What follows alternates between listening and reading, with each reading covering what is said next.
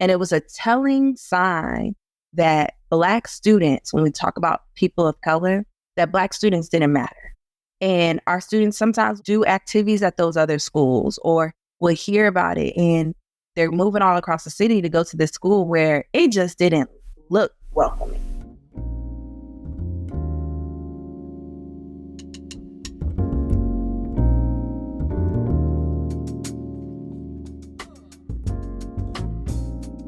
In a world where the recruitment of Black educators dominates headlines, one question remains: where are the conversations with folks who are leaving education? Introducing The Exit Interview, a podcast dedicated to archiving the untold stories of Black folks who have departed from traditional education spaces. I'm Dr. Asia Lyons, and I'm embarking on a mission alongside my esteemed guests. Together, we shed light on the challenges, triumphs, and experiences of Black educators, aiming to inform and empower communities invested in understanding the crucial issue of retention in education. Welcome to The Exit Interview, a podcast for Black educators.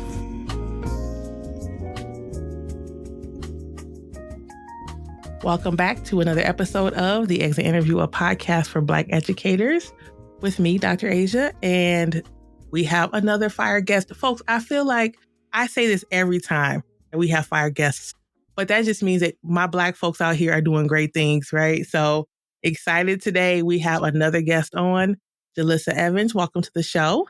Thank you. Thank you for having me. I feel so honored to be here.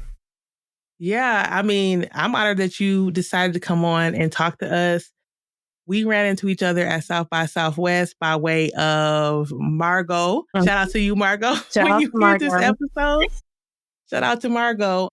And so we connected we have some other things cooking in the background that I will talk to you folks about sometime down the road. But she's here to tell her exit interview story, and we're excited and appreciative to have her on. So let's go ahead and get started. First things first, what made you decide to go into education? What's that journey like for you? So my journey was not your typical education journey. So I didn't go or grow up wanting to be a teacher. I actually wanted to be a doctor. I went to North Carolina A&T State University, the best HBCU there is. And I started to explore, and my major was psychology with a minor in pre-med. And I started to explore my field, and it was going into my senior year where I got to this place where I no longer wanted to go to medical school. I really wasn't sure what I wanted to do. I know I wanted to kind of go into a graduate program, but I needed space to really think. I had went through a lot during my junior year, and I just wanted to explore more. And so I applied to Teach for America. I actually applied the last interview round and wasn't even sure that I was going to get it. But I remember doing my teacher lesson where I was being recorded, and I was like, oh, I could really be a teacher. And I immediately really wanted the opportunity. And so I was placed in Charlotte, North Carolina, which was my number 2 choice, right down the road from where I went to school. And I immediately fell in love with teaching, fell in love with my students. And it was like something that I always wanted to do. It was like, this is what I want to do for the rest of my life. My family was like, wow, you went from wanting to be a doctor to now wanting to be a teacher full time. Yes, this is my calling. I'm grateful for stumbling on this opportunity, and this is it for me. So I didn't have a why then, but I would say my why of why I just fell in love with this so fast was immediately the students. Like, I was 21 teaching 7th grade middle school science. No, let's just pause. Everybody who listens to this show knows how I feel about 7th graders. Oh, bless you, sweetie. Yes. Bless you. Yes, go ahead. It was a party in my classroom, literally. And it wasn't like a party where, Miss Johnson at the time didn't do anything. It was hardcore learning. But those babies will fall in love with science because I had a true love of science. Yeah. And I was crazy too. Like, I was teaching on top of the tables. Oh, that was me. That was me. Yes. Yeah. And so I really captured their attention, and it was really the students. Oh, that was my why. Yeah, I love that. I want to ask you, so first of all, we've had quite a few folks that have come on who took the TFA journey and same, like in medical at their school and then changed their mind like towards the end of their undergrad. So shout out to Brittany Dawson, whose episode dropped late April, who was also in TFA. Mhm. So it's quite a few the people who have a journey of, I want to do this thing. And now I was deciding to be an educator. I want to talk a little bit about this, what your family said, because the same thing I was asking lots of people who were in medical and then moved over. What was that like for you to let them know, I'm no longer deciding to go into this field. I want to go into teaching. What was their reaction? So the good reactions that I got, my dad and my grandmother were fully in support. They thought I was crazy, but they were in full support. My grandmother was very much, man, we would have had one doctor in our family that was really looking forward to that. But she used to hear me when I came home from school and just heard my tone and just, she's like, I'm glad you're happy. And my mother had to wrestle with the fact that, like, you're not going to really be getting paid much money. Do you understand that this is going to be a struggle for you going into this profession? I was like, yeah, I'm happy. And you can't pay for that. Yeah. You can't pay for the love those babies loved on me and how I loved on them. So they were supportive. Yeah, I love that. That's good because I know that some folks have talked about this idea of the family pressure to, this was a bragging thing. My child was going into the medical field and now they're going to only be a teacher, and so they had to grapple with being very happy for their own decision to be go into education and then realizing that their families had different dreams for them. Yeah. And deciding to push on and do what they wanted to do anyway. So that's why I had to ask that question.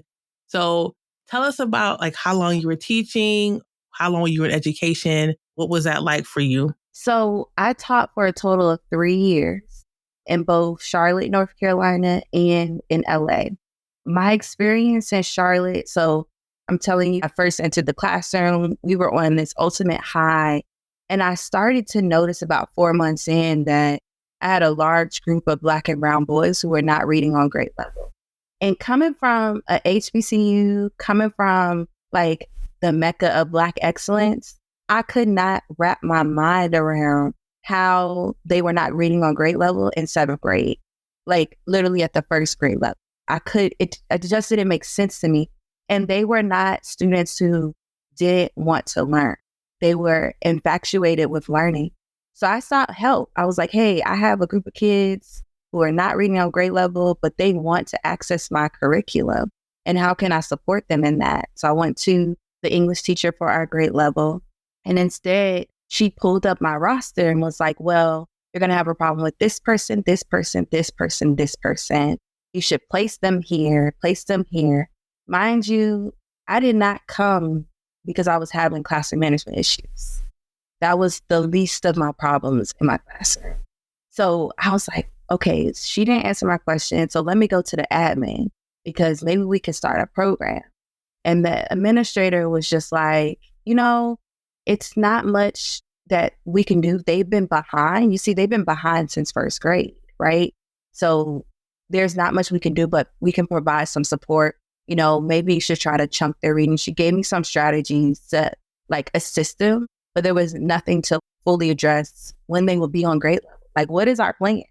And the crazy thing about it, this district was, their Northern Star was literacy this year. Like they said that they were going to focus on literacy. I'm like, not at my school. So I got into this real depressive state. Like I couldn't make sense of what my purpose was for in the classroom if I couldn't serve all my kids.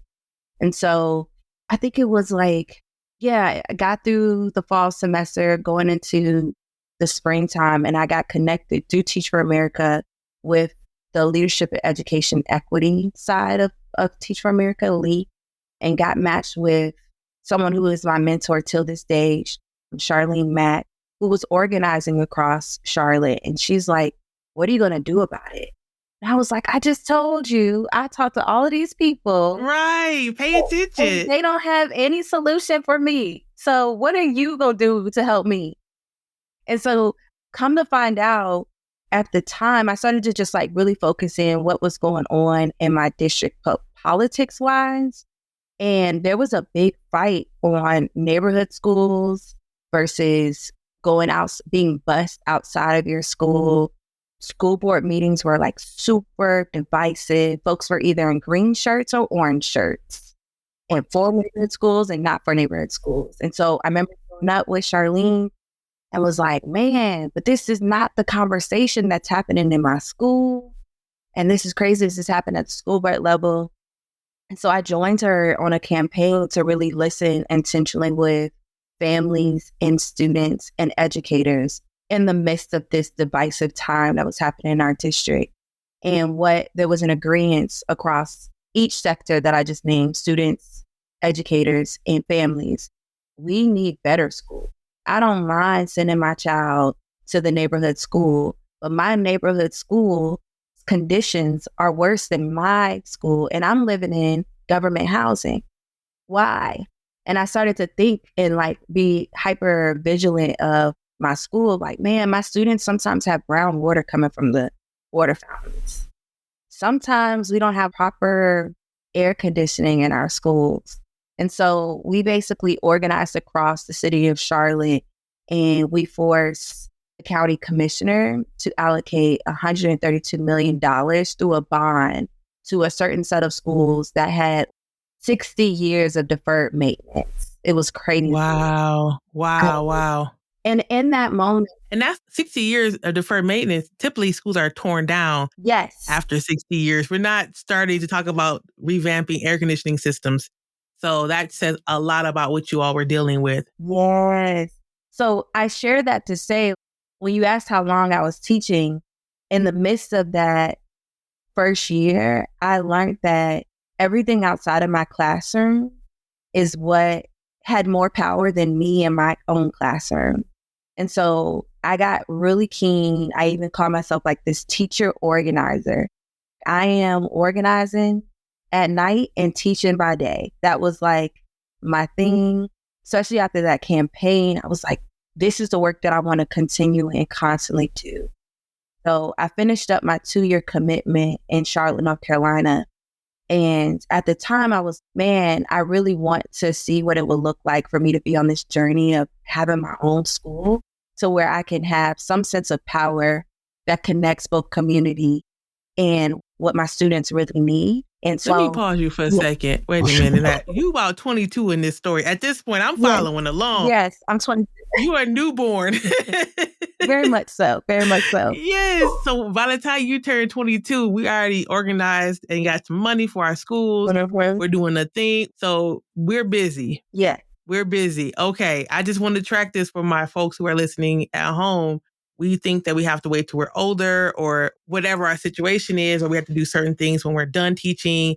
And this conversation is really teaching all of us, I hope, that you don't have to wait to make changes in your school districts, in your systems. You don't have to leave. You can start doing that work wherever you are and however you need to do that. But go ahead. Yeah. So turning 23-year-old Jaleesa moves to LA because I was told both if I wanted to be a school leader, I was getting connected to, I'm going to leave the networks out because this network gets flack all the time. And then the story that I'm going to share why I'm leaving, I'm just not going to mention that network's name, but I knew this was a network where I could become a school leader fast, and I could also be able to be active in my community. And I was also going to be in a community that was South Central, right? This is historic South Central Los Angeles, where it has always been known for having a Black presence. So I was really excited about that. And my students on the corner of King and Weston were building tsunami sensors. Like, I had another group of kids that were on fire about science, on fire about learning. And we're in LA, so they also acted at night. Okay. So it was a good group of kids. And I remember getting really frustrated talking to my parents and families and learning their plight to get to school. A lot of them drove far, like 2 hours, had to wake up at 5 a.m. just to get to school so that they could have a better option and bypass LA traffic. I had some students who were living with other family members so that they could get to school on time and have an opportunity to go to a good school. And I'm thinking to myself, this school isn't even all that. This isn't a private school, creme de la creme. Our data was very average at the time. We were like 22% proficient in math. And I couldn't remember the reading score at this time. But I remember sitting in a PD and we were looking at the data. And when the 22% proficient in math came up on the board, our school leader danced, like excited, happy. And she was like, y'all don't understand. Next door, which was a public school in LAUSD, was at 4% proficient in math. And I was just like, what in the world? One, this is why the families are probably doing this hop, skip, drive to get their kids to a school that's only 22% proficient. And that criminalized our students, right? I often would have to step in on behalf of my students to make sure that, one, they weren't being criminalized, but also that they weren't being targeted within the school as something that is a minor behavior that didn't follow them. I will never forget talking to a student who was acting up. I was on my planning period, was kind of acting up, kind of getting frustrated, was really emotional, y'all. It's like 7th grade. They were just emotional. Right. And I was like, you're smart. You make good grades. You just have to be able to find the time to take to address the feelings that you're feeling in a way that doesn't disrupt the classroom.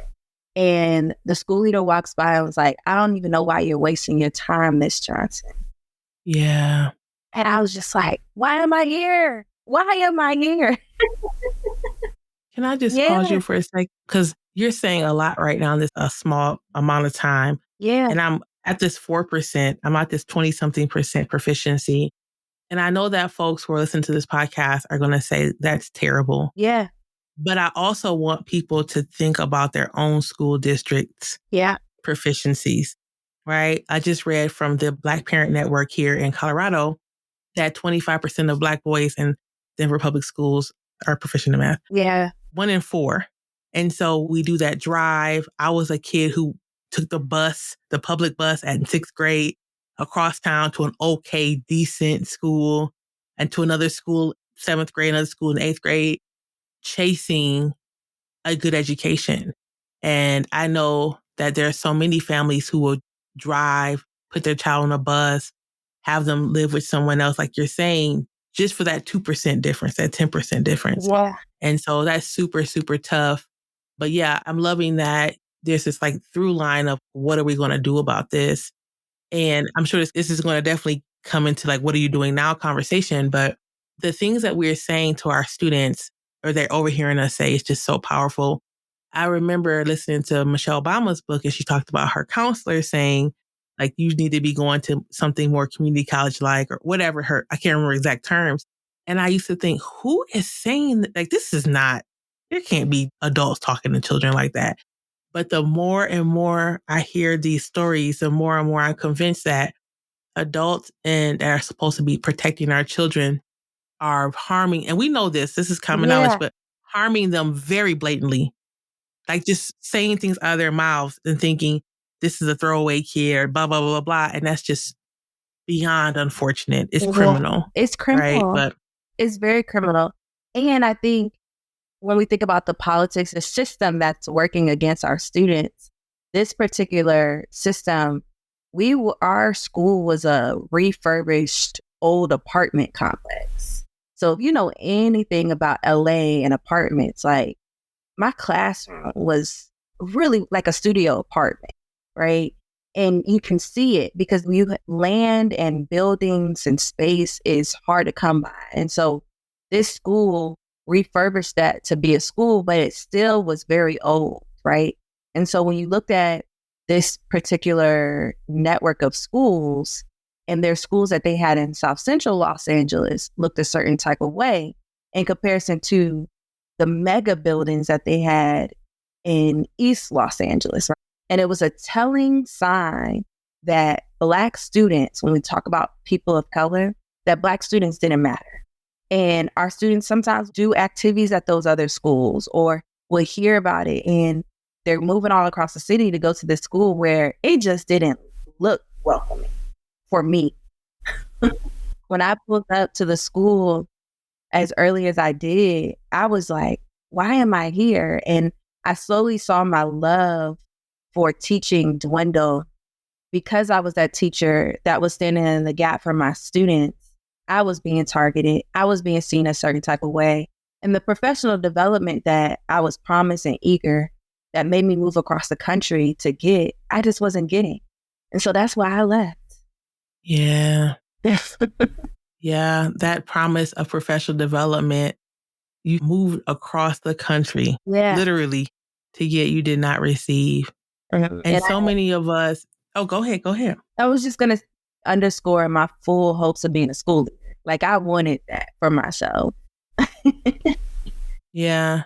I think that's really interesting when you talk about professional development and being promised things. So many of us get promised to get in the door and we get excited and we're trying to make changes. And when we realize, some of us, that we're not going to get that PD that we were promised, then we go and start making our own PDs and burning ourselves out. Yep. Like, that's okay. I'm going to do it myself. And that can go on for a little bit, but after a while, like, where is the end to that? So everything you're saying is making sense. And for those folks who are in LA, I'm sure that you can 100% like visualize what Jaleesa's talking about.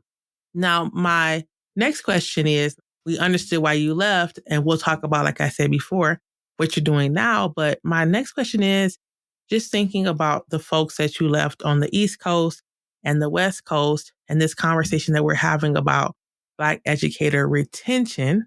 What are some ideas that you may have for school districts, for TFA, for unions that they can do to keep the Black educators that they have already in schools or in administrative offices? What are you thinking? The top of mind is being bold about learning about anti-Blackness and being committed to eradicating it in their school. It is so, when I think about my experience, both East and West, I needed a connection to community, which is innate for Black folks, right? Like, we are collective, we are communal. And when we think about what our schools were before Brown burst forward, they were communities, right? They were, my dad's teacher, he was like barely kindergarten age and sat in a first grade class because the teacher that lived in his community said, you're going to come with me. You're going to be a part of school with me. Every day he would be dressed and ready, and she would, on her way to school, stop and get him. And so when we think about the unintentional consequences of Brown burst forward, I think there's something for systems to start to dig into of how do we repair that harm? Like, how do we start to look at how Black students were operating and receiving their education prior to integration, and what pieces of that still need to exist in our schools today for both Black educators and Black students? And I think for Black educators, we care deeply about Black students. And so if the data is constantly telling us that Black students are the lowest on the totem pole, are the lowest performing, and they're not seeing the rise in the data, and they're being told all of these tricks to get data to rise for them, and they're not seeing that increase for Black students, I think that also contributes to the burnout for Black educators. It's like, where do I see, or how am I going to change that for folks who look like me? Mm-hmm. I think that districts have to be super critical of that, unapologetically, just be bold and really forcing, if you care about seeing Black student achievement and if you care about seeing Black educator retention. For unions, I think our unions have to learn the experience of Black educators and know that the stories that they're telling of being targeted and that they're in toxic environments is not that they're just angry. and that they should be taken as any type of complaint that a teacher would give to the union, and that they should investigate them deeply. Yeah, I have a couple of things. One, just starting from the union piece, I 100% can relate to that. I've shared my story, my own exit interview on our podcast. And the thing that I talked about in that episode was when I was experiencing racism from my administrator, and I went to my union and told them that my direct union person was Black woman. Yes, she believed it, no problem. But when we had to elevate it, I was talking to a white man. And I saw his face shift when I said I'm experiencing racism. It was very visible. And so from that point, I knew this person could never defend me in front of my white female administrator because he doesn't believe racism is a thing. And so I'm left out here to figure out how to support myself or gather my community to support me, because even though I paid into the union was not there for me. So yes, I 100,000% agree with that. And so this makes me think about, as much as I love unions for lots of things, if unions aren't able to support Black educators and believe our stories, then why are they in existence? Especially because we had Black unions before Brown versus Board, right? Wow. And they were dissolved because of NEA and other national organizations, because they were there to support us. The second thing I want you to I want to go back to is you specifically use the term anti-Blackness and not just racism. And so can you talk a little bit more about that? Yeah, I think we are, as a country, as a world, we are so used to hearing anti-racism. We're so used to hearing DEI, and DEI is now the new N-word. It's like this evolution, right? We're so comfortable in hearing that. But the truth is, even once we may have a DEI in our school, we may have some commitment that is seen. We may have in LNUSD, there's a anti-racist micro-credential. Yeah, teachers, school leaders, system leaders can go and get a micro-credential anti-racism. But we are still experiencing racism for Black folks just being Black, for Black folks just being themselves, for Black women standing strong and communicating, not being hostile, but then being deemed hostile. That's anti-Black. And so while we've made this commitment around being anti-racist, we have not made a commitment in being anti-Black. Yeah, I'm glad you cleared that up. And I think anti-Blackness says this, we're against Black people, non-Black folks, right? So it's not just white people, it's our brown folks, our indigenous folks. Yep. And we're experiencing this not just from white educators and white families. It is coming from all sides. So yeah, I'm glad you said that. The anti-racism micro-credential is wild because this idea of I took this micro-credential class and now I have the stamp to say to me, that is the most dangerous thing that I've heard about in a while as far as trying to move the needle, in racism in schools. What kind of damage? It's just like when folks say, well, I have a Black friend and they said it was okay to do blah. Yep. This is like the Black friend credential. It's a little the Black friend credential. Yeah, the Black friend credential. Yes, that's wild to me.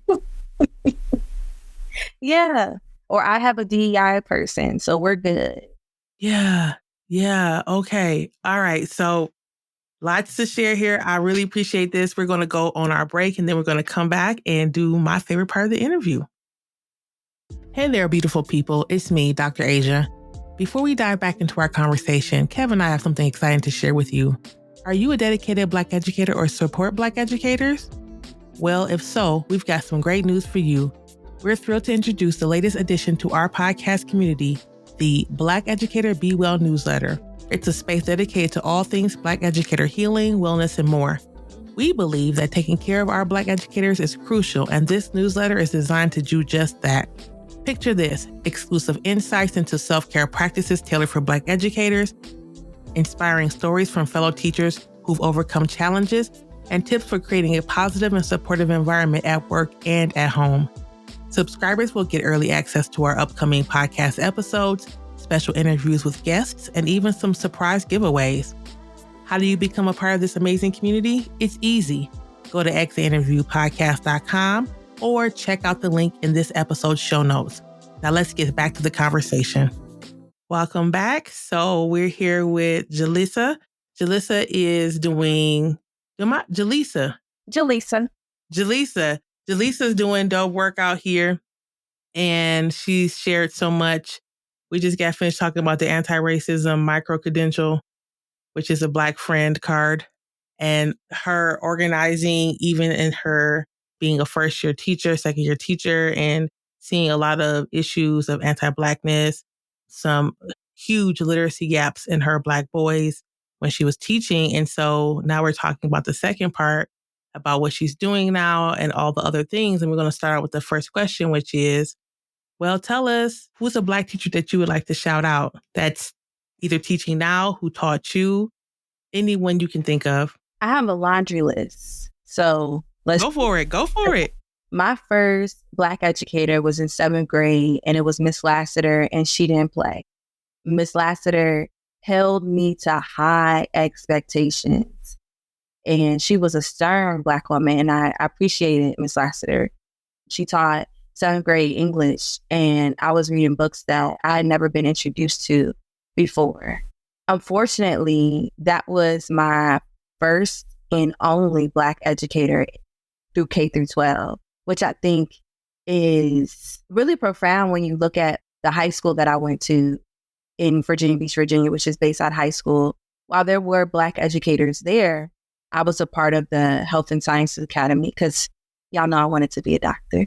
And so, but through that medical program, there were no Black teachers. So I didn't get that opportunity.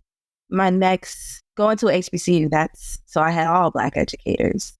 One that stood out to me and really, I think, shaped me, one, by introducing me to bell hooks, but it's Dr. Cornet. Like, not only did she introduce me to bell hooks and Black feminism, she also was the first time where I got to apply my science skill to really studying and getting deeper around racism. So my junior year at A&T, I was able to survey what biases look like and do deep research, and actually presented my research at UNC Chapel Hill. So I appreciate Dr. Cornet for sending me on this journey. And then the rest of the Black educators, the Black educators that I currently still work with, one Black educator, Miss Jameson, who I got introduced during my second year teaching in Charlotte. She came in, and y'all have to understand, I was 22 and was really feeling myself because my first year, I won New Teacher of the Year award. I was popping. I felt like I had it in the bag. And Miss Jameson was like, oh, there's so much more you could be doing. Never forget how I was coming home to my boyfriend at the time, now husband, like, man, this woman gets on my nerves. Like, she doesn't realize that I already got it. I don't need your help, Miss Jamerson. But she introduced me to so many tactics that took my classroom to another level. And she helped me realize what it meant to really be serious about my students' data, and how if I was really passionate about seeing them grow, the work that happens. Yeah, I was coasting by with just bare enough before Miss Jameson came into my life. So very much shout out to Miss Jameson. And then the list: Melissa Ali, Crystal Goff, Melissa Mack, Felicia Lewis, Ebony Mackey, Lisa Raw. These teachers are current Black educators who are on our team of the Black Educator Advocates Network and are on the front lines of doing the work of seeing the policy and practices change for Black educators. And so I share them and I bring their spirit into today because a lot of them are being targeted, right? A lot of them are resisting to their experiences that they're navigating. So got to shed light on them too. Yeah, I love that.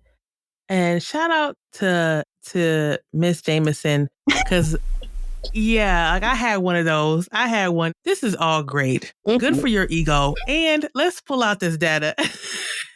So I totally understand that, especially, getting, like you said, Teacher of the Year and all these things. And already I also had a classroom where discipline wasn't an issue. We did what they had to do. but we needed those folks to say like, you could do better, you could do better, you could do better. I love that. And so you already alluded to this, so let's get down to it. You're no longer in traditional education spaces. What are you doing? Tell us all the things that you're up to now. Yeah. So 2019, I had the opportunity to found what was an initiative called the Black Educator Advocates Network, which is now a full-blown 501c3. This organization is based in LA, and we are on a mission to build power alongside Black educators to transform the practices and policies that are pushing Black educators out of the classroom. When we look at California is on fire, first of all, when it comes to the issue around getting Black educators into our classrooms, but also retaining our Black educators. The latest data that we have is from 2018 that says Black educators make up about 5% across the state. And it's a stark difference, and it's filled, right? A lot of Black educators are the only one in their school. And so we sit on the side of like, this is not a recruitment issue all the way. Like, yes, we need to have a focused recruitment strategy, but we also need to think about why Black educators are leaving. And we have a base of Black educators who are organizing based off of their experiences. Some were pushed out of the classroom, and some still exist in the classroom and are speaking to their experiences that they have every day to influence policy change, both at the local level and across the state of California. We also got into this space because earlier this year, we put out a report where we surveyed 128 Black educators across the state of California. And we learned that, yes, some of them are the only one, and majority of them in the open comment section described anti-Blackness experiences. Whether it was toxic work environments, not feeling valued by leadership, but feeling like other races are being valued by leadership. Some Black educators were quoted, people were thinking that we weren't educated enough, or I'm not educated enough to do the job. Being the angry Black woman. The comments go on, and they were specifically naming anti-Blackness. And so we knew that policy change and organizing is a long-term thing and is a long-term commitment, but we also wanted to be committed to working with system leaders to coach them on what does it mean to retain Black educators, but with a foundation on eradicating anti-Blackness. And so we took those open comments, we took those experiences, and we created this framework of 5 tenets that we call the guiding tenets to retaining Black educators. And so, yeah, it is. Wait, don't leave us without the framework. Yeah. Oh, don't just leave us hanging. Wait, hold on. Go back. Tell us about this framework, please. Yeah. So first thing about the framework is that Beam did not just create this framework by ourselves in true organizing fashion. We created it alongside Black educators, but we convened them. So we convened school psychologists that were Black school leaders, Black educators. We even had some like C-suite folks that were in LAUSD school district, and we convened them for 5 months, and we essentially freedom dreamed. What would it look like for you to feel like you were at a school that values you and will make you want to stay in the experience that you experienced or you observed? So these are folks who have 20 years or more in the field, who've seen a lot, specifically in LA, and then also some folks from San Diego. And so we stumbled on 5 guiding tenets. One is eradicating anti-Blackness. That has to be at the core if you really want to retain Black educators. Reconstructing time, educator autonomy, connection to community, and communal care. And so, like I shared earlier, when we really got to what we needed, we imagined and freedom dreamed of the things that we had prior to Brown versus Board that really created this holistic education experience for both Black educators and Black students. I always find it ironic how I come into a space and I'm like, this is about Black educators. And within 10 minutes, they're talking about Black students. They cannot have the conversation without Black students. 100% yes. 100% yes. Black educators will be having the conversation amongst each other and then start talking about students.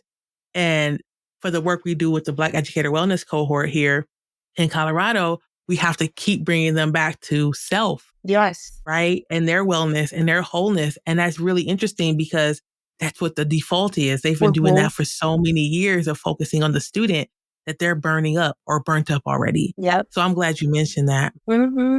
So when we created the framework, we were like, okay, these are the solutions that will keep us there, keep Black educators in the space, but ultimately to see Black student achievement. For communal care and a connection to community, they really talked about like, man, how can we go beyond just our classroom to be able to meet with our students and meet students where they are and meet their families where they are? How can we, as a school, be invested in folks' care? Like what you do, Dr. Lyons, like how can schools be invested in Black educators' wellness? Like what has to happen? And then also have to be invested in our community's wellness as well. And this conversation of how our schools and districts going to focus on the care of Black educators, we could have a whole conversation about that because I think that they would have to care first. And I was speaking to a woman, a professor at CU Boulder, and she was saying economically, it's cheaper to just get new teachers all the time. And so like, why would they want to keep Black teachers? Why would that matter when they can get a cheaper whatever, a first year versus a seasoned, even third year at this point, or fifth year or 20th year? Why will we keep Black educators? But yeah, the idea of a school district administrators, principals, superintendents caring about the wellness and well-being of Black educators, especially those who are not Black themselves, it's hard to imagine. Again, we can have a whole conversation about this, but like, how did you all grapple or how are you grappling with this idea of currently, I don't see that happening. I don't know if you do, but what's that conversation looking like when you talk about school districts and schools caring about Black educator wellness? Yeah, I think the conversation where we're at is if we connect where Black student data is, right? And I mean, I'm still young. I'm not 22 anymore, but I've been here in the game for 10 years now. And I feel like I've seen everything thrown at the window to address Black student achievement. In LAUSD, we actually defunded school police and put that pot of money, it was like 20 million into Black student achievement, right? So not only have we done every tactic, we've also addressed it with money. And I think it's time for our districts to wrestle with the fact that if we're not being intentional about caring for our Black students, then we're never going to see that change. And in order to care for Black students, you have to also realize that they need a Black educator. And so I think that's how we approach the conversation is like, if you say you want to do this work, like LAUSD, hey, we're committed to Black educators. They actually have a resolution. They're bounded by it. And every practice that they're sharing with us of like, this is what they're doing is all recruitment. And so we're having a conversation of like, recruitment is not enough. And we need to talk about retention. And this is how we retain. Some folks are like, man, this is radical. Y'all are talking about anti-Blackness.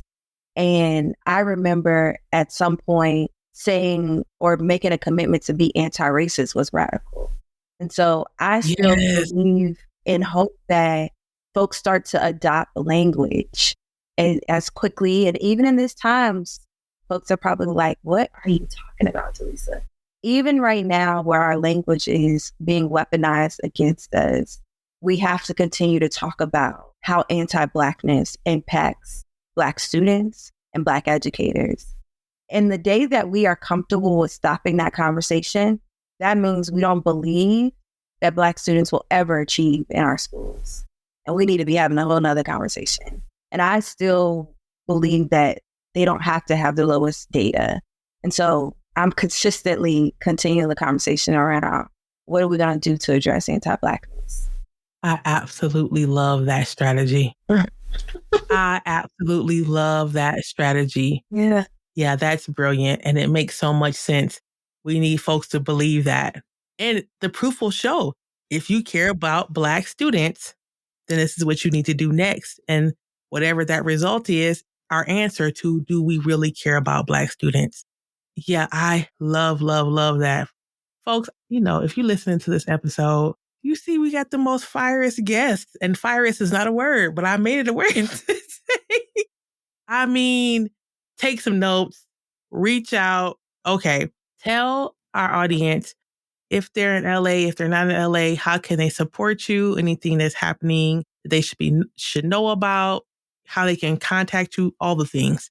Yeah, I would say either visit our website at blackeducatorsadvocate.org. Our social media is the same. We're on IG and Facebook. I struggle with X/Twitter. So we're on IG and Facebook, Black Educators Advocate, and reach out. If you are in a state where they're not having a conversation about anti-Blackness and you want to see how we can train or do workshop or just like observe us, reach out. We're open to being and supporting you all. I will say that LA and California is like, everyone calls it a progressive state. That could be argued, but the things that you all are hearing me talk about of like what has been tried in LAUSD, this anti-racist micro-credential, I think there's some hope that if we can get this district talking about anti-Blackness, then we should be able to replicate that into other districts across the nation because it is the second largest school district. So join us and have a conversation. I'm open to chatting with folks to go deeper on what this looks like for their schools. Awesome. Thank you so much. And last question, what's been bringing you joy these days? Okay, so I have an almost 2-year-old. She'll be 2 in August. And what's really bringing me joy these days is her obsession with The Princess and the Frog. She loves Princess Tiana. She can sing Almost There like it's nobody's business. Oh, yeah. So that brings me joy of hearing her sing those songs. And Almost There is a hit. Like when you really listen to the lyrics, I'm like, man, yes, we are almost there. So I get joy hearing my 2-year-old sing Almost There. Well, folks, that's it. Again, we have work to do. If you're no longer in education in the traditional sense, obviously there's a place for you. You've heard that on the podcast today. So make sure that you take a look at our show notes for more information and links to get in contact. And I hope to see you all on the next episode. Peace. Thank you for tuning in to another episode. We hope that you've gained valuable perspectives and a deeper understanding of the conversation surrounding Black educator retention. As we conclude this episode, we encourage you to join our Patreon to support our work.